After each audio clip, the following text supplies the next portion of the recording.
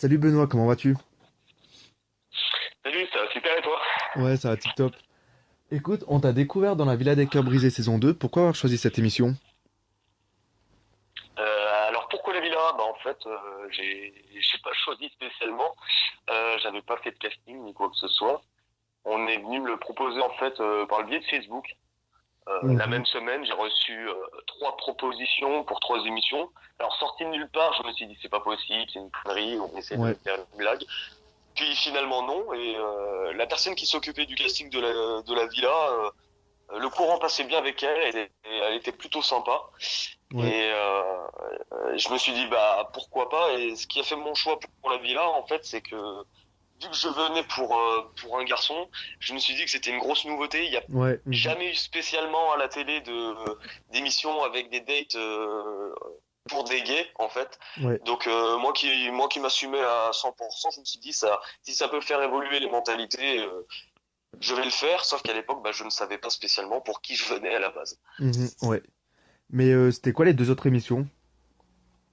Alors aussi, il faut savoir généralement que quand des casteurs t'approchent, on te dit pas pour quelle émission c'est. Mhm. Donc c'est pour ça que ça me fait rire quand je vois sur Twitter des gens qui essayent de défendre Eddie ou des gens qui essayent de me lâcher en disant ton émission on me l'a proposé, j'ai dit non. Ça me fait rire parce qu'en fait on ne te dit pas l'émission pour laquelle tu fais comme le candidat pour qui je venais. Moi on m'a laissé dans le flou total en fait. J'ai rencontré Eddie devant les caméras. Ouais, ok, Et si ouais. tu veux, moi, la prod avait vachement accentué sur une autre personne qui avait fait Secret Story, qui s'appelle Sacha. Et Ouais. honnêtement, je pensais sur le coup venir et le rencontrer lui. Donc, Sacha, disons que me plaisait forcément plus qu'Eddie, qui était pas ma cam à la base. Mhm. Mais on te dit pas forcément pour quelle émission c'est. Moi, on m'a annoncé que je partais et que c'était bon pour la villa. J'ai su que ça serait la villa quand on m'a dit t'es pris et qu'on m'a envoyé les papiers. Ok, ouais. Ok. Et donc, on a pu voir donc, que tu es venu pour Eddie. Est-ce que tu avais peur du regard du public par rapport au fait que ce soit des dating gays? Non, du tout. Moi, si tu veux, je vais avoir 28 ans. Je m'assume à 100% et en fait, la seule motivation que j'avais par rapport à ça, bah, à ce moment-là, je ne savais pas que ça serait dit. Mais d'un point de Mhm. vue personnel, la seule motivation que j'avais, c'était si on peut, à la télé en tout cas, voir autre chose que du cliché gay. Ouais. Et la prod avait vachement accentué là-dessus. Justement, moi, je leur avais dit si c'est pour passer pour, entre guillemets, le gay de service à la télé, comme à chaque fois, il y en a toujours un qui va Ouais. être très Mhm. déluré dans chaque émission. Je leur avais dit ça m'intéresse pas. Et à l'époque, moi, on m'avait dit non, mais justement, on veut montrer autre chose, on veut montrer d'autres côtés justement des gays, pas Mhm. forcément cliché. J'ai vite compris pourquoi, parce qu'au final, quand je me retrouve avec Eddie en face de moi, bah, Eddie reste quand même un cliché à lui tout seul. Mais Ouais. pour moi, personnellement, non, ça me faisait pas peur, au contraire. Ok. Et comment s'est passé ton premier rendez-vous avec lui? Alors mon premier rendez-vous avec lui, c'était un peu bizarre. Après, bon déjà lui, il était pas tout seul. Donc moi, si Ouais. tu veux, je savais pas pour qui je venais. Donc on est venu me chercher à l'hôtel. La prod est venue me chercher à l'hôtel en voiture. On m'a emmené sur le lieu du premier rendez-vous. Mhm. Et là, il y a un gars de la prod qui m'a mis mon micro et tout ça et qui me demande est-ce que tu sais pour qui tu viens? Donc moi je lui réponds bah non. Et il me dit ah bah super, ça te fera la surprise. Et donc on te fait un bref dessin de par où tu vas arriver, où la personne est installée, et les caméras sont là, tu les regardes pas, tu t'installes, et hop, le rendez-vous démarre. Donc t'es vraiment lâché, on va dire, à l'aveugle. Mhm. Et Ouais. moi, je suis arrivé, sauf que Eddie et Anaïs étaient installés de dos. Donc moi, je les ai vus de dos pour la première fois. Et sur le coup, de loin, j'ai cru que c'était un traquenard parce que je vois deux cheveux longs relevés, attachés de dos. Je me suis dit, c'est bon, ils se sont plantés, ils m'ont foutu de nana. Donc ça, je l'ai dit lors des interviews, mais en fait, vu que pendant mes interviews, souvent je rigolais sur Eddie ou je me foutais un peu de sa gueule, mais gentiment, ils ont tout coupé derrière. Mais non, après, par contre, le premier rendez-vous, bah moi forcément, j'étais stressé. J'ai jamais fait de télé de ma vie. Il Ouais. faut dire que c'est Mhm. pas évident de se retrouver face à des caméras ou des choses comme ça. Et en fait, au final, bah Eddie était encore plus stressé que moi, était encore plus stressé que moi et voilà. Puis après, par contre, il avait pas, enfin, moi, de mon avis personnel, il avait pas l'air très net non plus. Ouais, c'est-à-dire. Faut dire quand même qu'on se retrouve, il y a quand même des filtres au niveau de la vidéo quand ça passe à la télé, mais on est quand même sous 36 degrés en plein soleil. Eddie reniflait toutes les 2 secondes, il arrêtait pas de se toucher le nez. Ouais. Normalement, en plein soleil, t'as quand même les pupilles qui sont assez rétractées. Lui, il les avait overdilatées. Il Mhm. avait des sortes de petits spasmes. Moi, je suis reparti du rendez-vous. Je me suis dit, je sais pas si c'est normal, mais pour moi, il a l'air complètement camé, hein. Ouais, ouais, C'est, ouais. Bon, il y a déjà eu plusieurs rumeurs sur ça par rapport à lui. Après, voilà, moi, c'est vrai que sorti de ça, à la base, je connaissais pas spécialement, je regardais pas spécialement la télé-réalité. Mhm. Forcément, Eddie, je voyais de vue qui c'était. Et je me suis dit, si c'est comme moi, entre guillemets, moi je fais de la télé, les gens peuvent avoir un avis sur moi sans que ça soit le bon, et je vais laisser une chance. Ouais. C'est vrai que Mhm. si je m'arrête à sa première image de ce qu'il renvoie, je me serais barré en courant. Le but du jeu, c'est aussi de faire ça, c'est qu'on me dit, bah, pourquoi tu t'es pas cassé? Faut dire la vérité.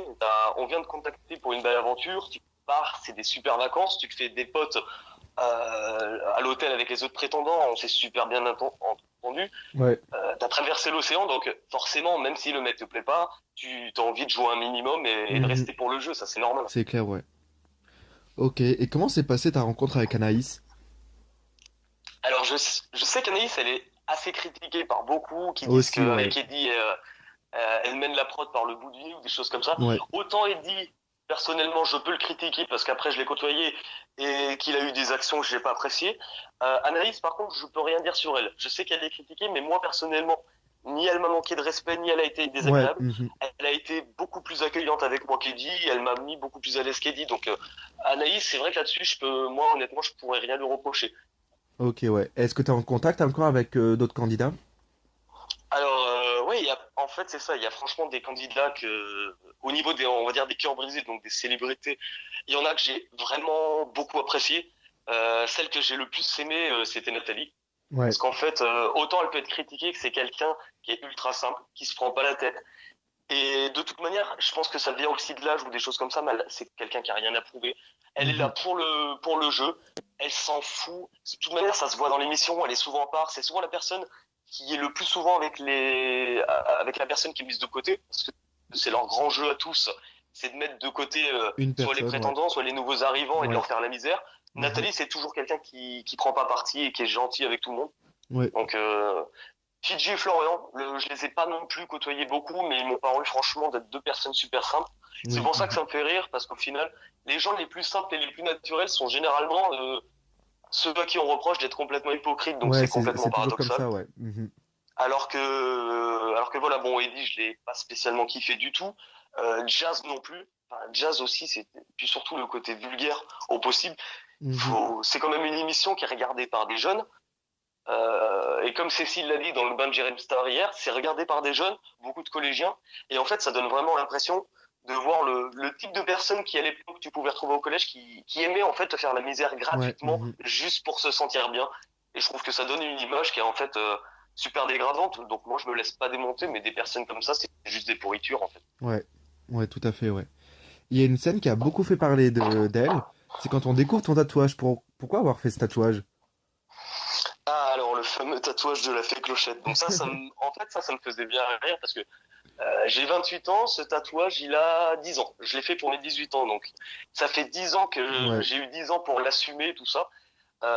Donc c'est vrai que ça peut faire parler parce que une fée Clochette, je suis le premier à le reconnaître, c'est pas spécialement viril. Maintenant, il a une vraie histoire.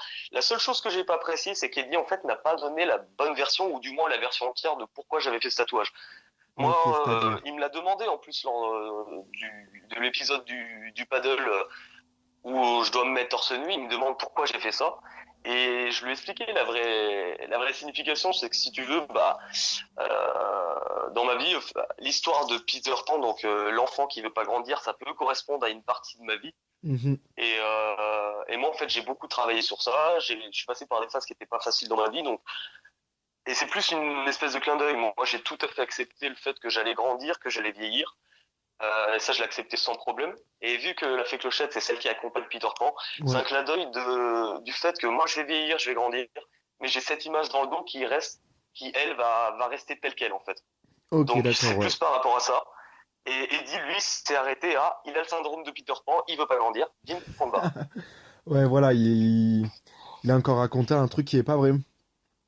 Bah, après, c'est surtout qu'en même temps, quand je l'entends dire, je sais ce que ça veut dire, les tatouages, ça a une signification. Bah, excuse-moi, le mec, il a quand même un Bouddha sur le bras, il a des tribales, donc en tant que personne qui a des tatouages, pour moi, il n'y a rien de pire qu'un tribal, ça signifie pour moi rien du tout.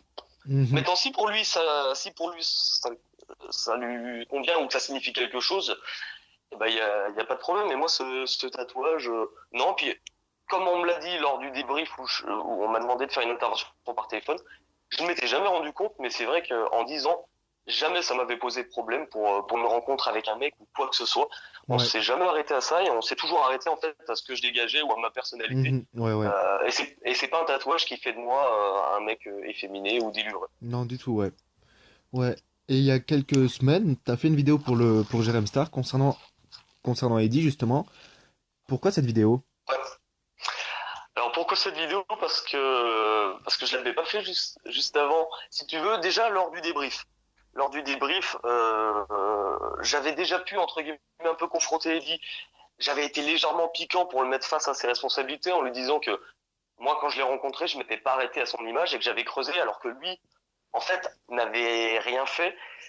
Et à l'époque, étant donné que j'avais jamais fait de télé, je ne sais pas comment ça marchait, mais Ouais. j'entendais toujours autour de moi, sois gentil avec Eddie, attention, il a beaucoup de pouvoir, il est énormément respecté, Oui. il est très Mhm. influent. Si par la suite tu veux refaire de la télé, ne le pique pas, ne le pique pas. Et en fait, c'est pour ça que les gens me disent, mais pourquoi t'as pas ouvert ta gueule avant ou des choses comme ça. C'est simplement, bah, je connais pas ce milieu, c'est pas le mien, donc je suis resté gentil.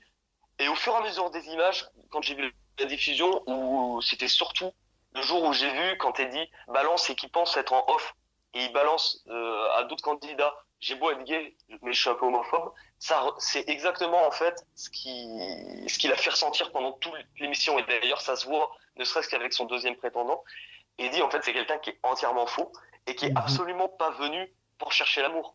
Ah non, du tout, non, non. Il est venu pour le C'est, buzz. il y a rien qui est vrai là-dedans. Ouais. Mhm. Eddie, en fait, il est juste venu pour redorer son image parce qu'il sait qu'il commence à se faire détester de pas mal de personnes. Il y a qu'à Mhm. voir, de toute manière, leur manière de parler sur Twitter, ou excuse-moi, mais il écrit avec Jazz ou deux personnes aux gens que c'est tous des cons, des insultes, ils savent même pas écrire. Je suis désolé, ces gens-là, c'est quand même les gens qui te regardent, ce sont les gens qui te font bouffer. Et c'est pas parce que t'as fait une télé, que t'en as fait 14 ou que t'en as fait zéro que ta parole, elle vaut rien. Moi, c'est Mhm. vrai qu'ils ont toujours des phrases qui ressortent à chaque fois, c'est t'es personne, Ouais, ouais, ouais.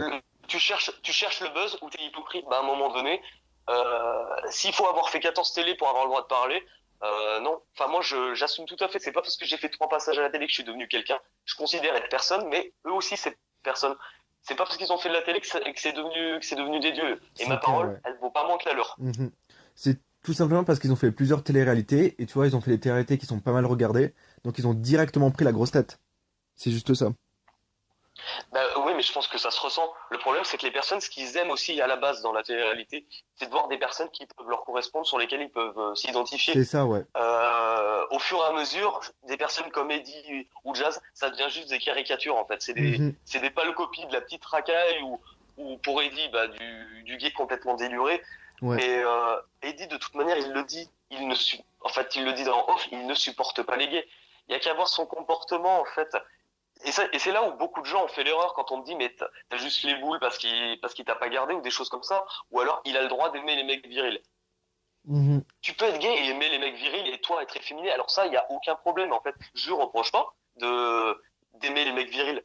Mais c'est pas, en fait, c'est pas le problème d'Eddie à la base. Eddie, il n'aime pas les gays. Et il y a Mhm. une espèce, et je m'en rends compte de plus en plus, il y a une espèce dans la télé-réalité de rivalité pour qui va garder le monopole du candidat gay. Étant donné qu'il y a moins de gays à la télé, ils sont tous en train de se battre entre eux. Je vois notamment avec Sacha ou d'autres personnes Ouais. pour essayer d'avoir la place du gay. Et en fait, je trouve ça complètement ridicule. Mhm. Le fait d'être gay, c'est une donnée parmi tant d'autres. Moi, je me suis dit en faisant la vie là, j'ai pas besoin de faire coming out ou quoi que ce soit. Tout le monde sait que je suis gay de toute manière dans ma vie, tout le monde le sait.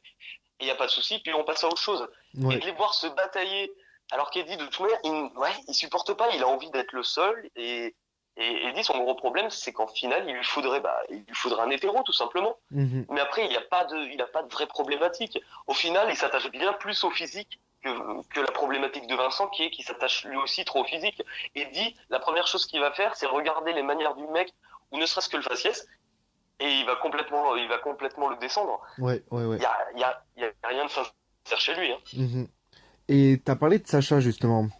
Ça fait quelques jours que vous vous clashez entre vous sur Twitter. Pourquoi Sacha est rentré dans cette histoire? Alors, bah Sacha, en fait, je le connais peu. Disons que nous, quand on est arrivé, on va dire, à l'hôtel avec les autres prétendants, sur un groupe de 9, en fait, on était deux gays. Donc, Mhm. il y avait moi et Greg, qui est le deuxième prétendant d'Eddie, qui est arrivé après moi dans l'aventure. Ouais. Donc, on s'est très bien entendu. Et c'est vrai, quand la prod venait nous voir ou des choses comme ça, eh ben, pour Greg, il lui parlait souvent d'Eddie, et pour moi, il me parlait souvent de Sacha. Donc, à ce moment-là, on était persuadé que Greg serait le prétendant d'Eddie et que moi, je serais le prétendant de Sacha. Ouais. Et en fait, pas du tout. Donc c'est vrai que Sacha, je le connais pas plus que ça, mais physiquement, il y avait pas photo. Enfin, je veux dire, tu mets Eddie de toute manière, c'est pas le choix est facilement. Et du coup, quand je suis parti de la villa, je suis rentré, j'ai eu des contacts vite fait avec Sacha, où je lui ai dit, bah écoute, je pensais que j'allais venir pour toi à la base et tu me plaisais plus qu'Eddie, mais c'est pas le cas. Et après, c'est vrai que je lui avais dit à ce moment-là, je lui avais écrit, Eddie a pas été méchant, mais j'étais toujours dans la même optique où l'émission n'était pas sortie. On nous avait dit, ne dis absolument rien sur l'émission, ne Mhm. dévoile rien. Et à l'époque, on me disait, reste gentil avec Eddie, sinon tu vas morfler. Ouais, ouais, ouais. Donc je restais hyper large. Et depuis le moment où il y a eu la vidéo, où j'ai commencé à me lâcher en fait un peu sur ce que je pensais d'Eddie, Sacha est arrivé en disant, moi je vais balancer des dossiers sur Benoît, regardez, il m'a écrit, il a Mhm. marqué qu'en fait Eddie lui plaisait pas, enfin il pensait sortir un dossier, mais que ça soit dans la villa ou que ça soit ailleurs, j'ai jamais caché qu'Eddie me plaisait pas. Ouais, ouais. Après il y a eu beaucoup de montage, mais il y a même une vidéo qu'on peut retrouver je crois sur MyTF1 lors de notre premier rendez-vous avec Eddie, qui est un peu plus longue et moins coupée que mon premier rendez-vous, où Eddie me dit, mais à la base, je suis pas ton genre, et je lui dis clairement, bah non, t'es pas mon style, et lui me dit aussi, bah non, t'es pas mon style. Donc ça Ouais. n'a jamais été une surprise pour personne, et ça, je m'en suis jamais caché. Mhm. Maintenant, Sacha qui essaye de prendre la défense d'Eddie, ça me fait rire parce que les deux ne peuvent absolument pas se blairer. Oui, il pouvait pas se Et, voir, ouais. Sacha a beau dire, on s'était réconcilié avec Eddie après leur clash de Secret Story. Quand Sacha a été pressenti pour faire de la villa, il a quand même fait une interview avec Sanzira où il racontait en gros à quel point il était dégoûté de pas avoir fait la villa et qu'Eddie lui soit passé devant. Donc au bout d'un Mhm. moment, je pense que il commence, en fait, c'est des personnes qui, étant gays, commencent à flipper de voir d'autres gays arriver en C'est disant on va ça, nous ouais. prendre la place, on va nous prendre la place, et du coup, ils essaient de faire des petites alliances à la con, à la Game of Thrones, mais c'est pas la vraie vie. Enfin, au bout d'un moment, il y a de la place pour tout le monde. Mhm. Et les gars, en fait, c'est pas parce que vous avez fait de la télé que vous êtes devenu quelqu'un. Tout le monde est personne, hein. Donc il faut rester tranquille. C'est ça, ouais. Et donc, quels sont tes rapports maintenant avec Eddie? Ah bah Eddie, pour l'instant, c'est plus que conflictuel. De toute manière, c'est simple, Eddie. Même depuis la villa, j'avais jamais eu aucun contact. Autant des personnes comme Nathalie ou tout ça, sur Facebook, de temps en temps, elles nous mettaient des commentaires, elles nous taguaient. Et ben, mine de rien, c'est des personnes qui ont fait de la télé, donc c'est des personnes comme Nathalie, elles nous faisaient grave de la pub. Je suis désolé, Nathalie, elle a toujours pris le temps pour me répondre quand j'avais des petits doutes ou des choses comme ça. Elle a toujours été adorable. Ouais. Quelqu'un comme Eddie, mais il s'en battait les couilles complet. J'ai jamais eu aucun rapport ni quoi que ce soit.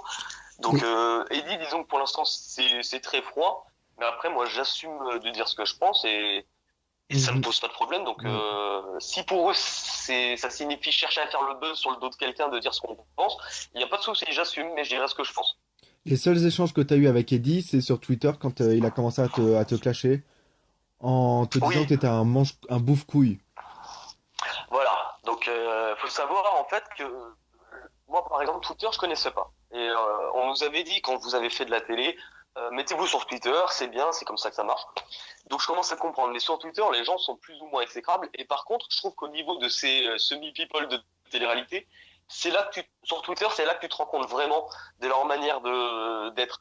Et Ouais. suite à la vidéo de Jerem Star, Eddie avait déjà fait un texte où il m'avait répondu, Oui. qui était à mourir de rire parce qu'on voit à 10 kilomètres que le texte déjà vient pas de lui. Il utilise des mots qu'il ne connaît Qu'il pas. ne connaît. Et il n'y a aucune faute d'orthographe.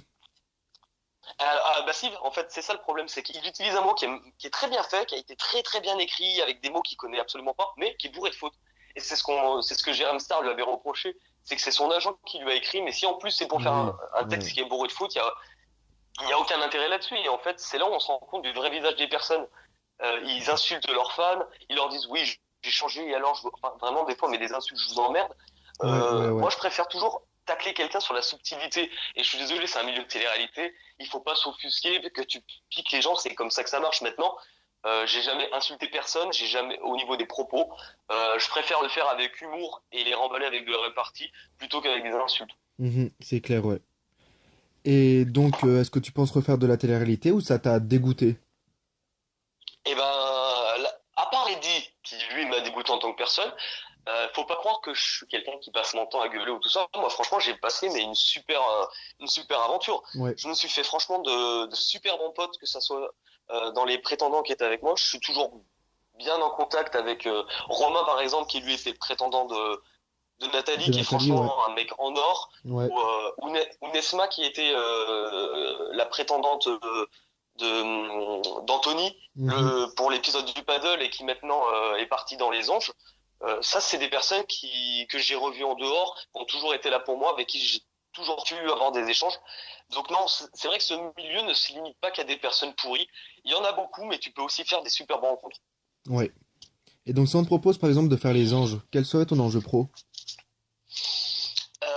Bah moi, dans la vie de tous les jours, je suis coiffeur. Donc ma vie, en fait, elle a absolument pas changé. Je me lève tous les matins pour aller bosser. J'ai toujours mon cercle d'amis. Ouais. Donc moi, je suis coiffeur. Après cette année, ils avaient déjà Jaja, qui est Ouais. gay et qui est coiffeur. Donc Mhm. on aurait joué sur le même créneau. Mais en fait, il faut pas se prendre la tête et voir plus loin. La télé-réalité, c'est du divertissement, c'est des vacances. Donc au bout d'un moment, Ça faut quand s'arrête. même être reconnaissant de ce qu'on peut t'offrir. Ouais. Moi, on me propose de repartir en vacances et de m'éclater en étant devant la télé, mais au bout d'un moment, faut être lucide. Enfin, tu peux pas dire non. Mais il faut aussi être reconnaissant de ce que les gens t'offrent. Donc, moi, j'ai vécu une superbe aventure pour la villa. Bah, si on me propose un truc qui me plaît, il n'y a pas de problème, je le referai direct, hein. Ouais.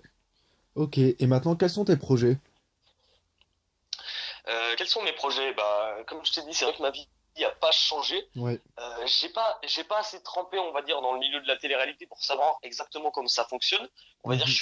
je suis qu'un débutant, donc je verrai en fonction des mois. Je sais qu'en France, on est un des seuls pays où on recycle énormément les candidats. Ouais. Donc quand une autre émission est tournée, généralement, ils vont se dire, bon, on va reprendre les autres émissions qui sont passées avant. Quel candidat a à peu près marché? À qui Mhm. on peut proposer de faire? Donc je pense que c'est à ce moment-là où on peut éventuellement être contacté.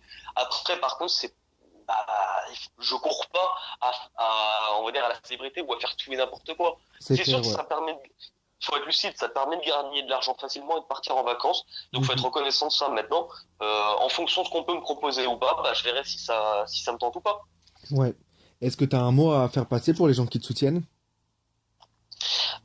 Oui, parce qu'en fait, finalement, d'avoir, on va dire, osé me révolter contre Eddie alors que pratiquement personne n'avait vraiment osé le faire. Et ben, ce qui m'a étonné, c'est pas de voir les messages d'insultes, parce que forcément, il y en a. Ce qui Oui, m'a oui, étonné, ouais. c'est de voir le nombre de messages de personnes qui me disent, enfin, on voit un mec qui est gay et enfin, qui montre pas uniquement le côté cliché, qui montre autre chose, Ouais. ou t'as eu des couilles pour te lever contre Eddie. Et ça, j'en ai reçu, mais je sais pas combien par jour Mhm. depuis la diffusion. Et franchement, bah, moi, c'est des messages comme ça qui me font plaisir. Et vu que je suis personne, eh ben, je prends toujours plaisir toute la journée à consacrer du temps à répondre à pratiquement tout le monde parce que justement, c'est des messages comme ça qui font que ça vaut le coup d'avoir fait cette aventure, ça Ouais, c'est ouais, clair. ouais. Est-ce que ça t'a fait bizarre de voir plein de gens qui te soutenaient, de recevoir des messages et tout? Sérieusement, oui. Parce que voilà, je sais pas comment ça marche. Je Mhm. savais pas comment ça allait se passer après. Je savais pas, j'imaginais pas qu'en soirée on pouvait venir me parler, qu'on allait me reconnaître ou des choses comme Ouais. ça. Mhm. Mais en même temps, enfin, je suis pas Marie Carré, je suis pas une star ou quoi que ce soit. Donc, Mhm. si ça peut juste aider à ouvrir les dialogues et à montrer autre chose, eh ben, y a aucun problème. Moi, franchement, si j'ai pu au moins servir à ça, bah, je le fais sans problème. Et Ouais. c'est grâce à ces gens-là que ça me donne éventuellement envie de refaire autre chose derrière. Ouais. Mhm. Ça c'est sûr, hein. Ok. Bah écoute, merci Benoît d'avoir répondu à cette interview. Eh ben, écoute, merci à toi, en tout cas. En tout cas, t'as bien balancé, hein. Ah, je dis toujours ce que je pense. Ouais, t'as bien Mais par raison, ouais. contre, à la base, je suis vraiment pas un mauvais garçon. Et c'est vrai qu'on me voit beaucoup sur Twitter gueuler ou autre, mais je suis vraiment quelqu'un d'adorable, qui adore rire, qui adore déconner. Mhm. Donc Ouais. si on pouvait aussi voir par la suite ce côté-là, bah ça serait cool aussi. Ouais, ouais, pas de souci. Au moins, t'as dit ce que t'avais à dire. Comme ça, les gens, ils verront encore une fois le vrai visage d'Eddie, entre autres. Oui, puis à un moment donné, enfin, je veux dire, personne me fait peur et certainement pas Eddie. Ouais, ouais, ouais. Donc je vais pas trembler devant lui. Je vois un peu plus comment ça marche maintenant. Donc Mhm. justement, j'ai pas peur de me mouiller et de dire ce que je pense. Quitte à être détesté par ses fans, mais alors, enfin, au bout d'un moment, je me respecte aussi. J'ai mon avis, Ouais, c'est je me clair, ouais. respecte et ça c'est clair. Ouais. Mais écoute, merci à toi. Bah merci à toi de m'avoir accordé du temps surtout. Pas de soucis, c'est normal. Allez.